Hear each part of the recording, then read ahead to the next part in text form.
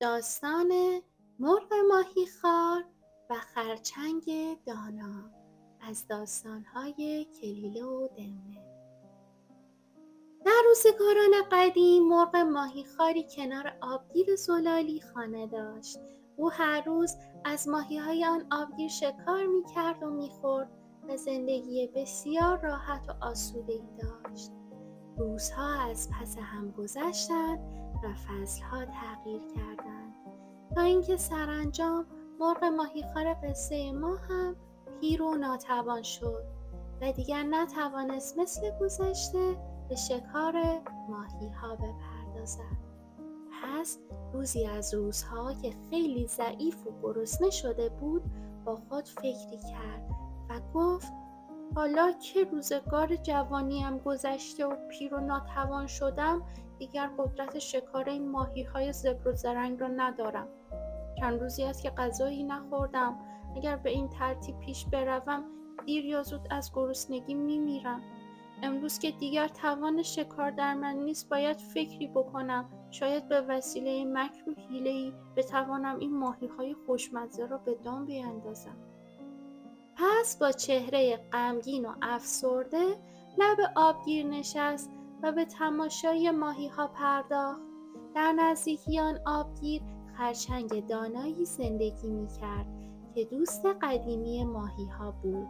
او که از دور مرغ ماهیخوار را غمگین و تنها دیده بود نزدیکتر آمد و گفت چه شده رفیق؟ چرا اینقدر غمگین و تنهایی؟ اتفاق بدی افتاده که ما از آن بیخبریم؟ مرغ ماهیخوار با ناراحتی جواب داد و گفت چه بگویم دوست قدیمی، چرا غمگین نباشم؟ من هر روز از این آبگیر زلال 1-2 تا ماهی میگرفتم و با خوردن آنها زندگی میکردم، اما امروز صیادانی را دیدم که از اینجا میگذشتند. با گوشهای خودم شنیدم که یکی از آنها به دیگری گفت این آبگیر پر از ماهی است، میتوانیم هر روز به اینجا بیاییم و چند تایی از آنها رو شکار کنیم.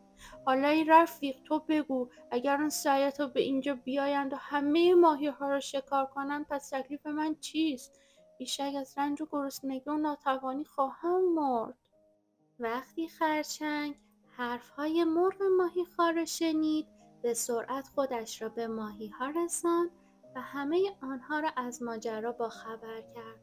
ماهی‌های بیچاره که از شنیدن آن خبر خیلی ترسیده بودند سراغ مرغ ماهیخوار رفتند و گفتند هرچند که تو دشمن مایی و دشمنی تو با ما به گذشته‌های دور برمیگردد، اما امروز ما به اینجا آمده ایم تا با تو درباره آن صیادان مشورت کنیم. به ما بگو چاره کار چیست و چه باید کرد؟ ماهیخوار که از مکر و حیله خودش خیلی خوشحال بود در دل به نادانی و ساده‌لوح بودن ماهی‌ها خندید و گفت دوستان در نزدیکی ها پشت آن چمنزار آبگیر با صفایی است که آبش به زلالی چشمه زیباست. اگر بخواهید می توانید به آنجا بروید. جای امن و راحتی هست. ماهی‌ها یک صدا گفتند اما چگونه؟ ما که نمی توانیم بدون لطف و محبت تو خودمان را به آنجا برسانیم، چون نه پای رفتن داریم نه بال پرواز کردن. ماهیخوار گفت به روی چشم، فقط باید عجله کنید چون از همین فردا سر و کله صیادان پیدا می شود. ماهی‌ها با اشک و آه و زاری از ماهیخوار خواستند که آنها را هر چه زودتر به آبگیر برساند و به این ترتیب مرغ ماهیخوار حیله‌گر هر روز چند ماهی در دهان خود می‌گذاشت و بر قله کوهی می‌برد و می‌خورد. چند روزی از آن ماجرا گذشت و نوبت به خرچنگ دانا رسید. او هم دلش می‌خواست که مثل ماهی‌های دیگر زودتر از آن آبگیر برود.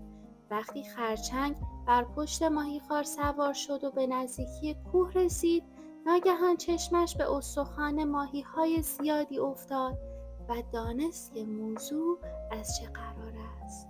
پس با خود گفت اگر همین حالا دست به کار نشوم بیشک مثل همه دوستان دیگرم تومه این ماهیخوار بدجنس و مکار خواهم شد. خرچنگ خودش را بر گردن مرغ ماهیخوار انداخت و آنچنان حلق آن دشمن بیرحم را فشار داد که در لحظه بیهوش شد و مرد و بر قله کوه سقوط کرد. چند ساعتی از آن ماجرا نگذشته بود که خرچنگ به آبگیر بازگشت و همه ماجرا را برای دوستانش تعریف کرد. و از آن روز به بعد تصمیم گرفتند که هیچ وقت به حرفهای دشمن خود اعتماد نکنند.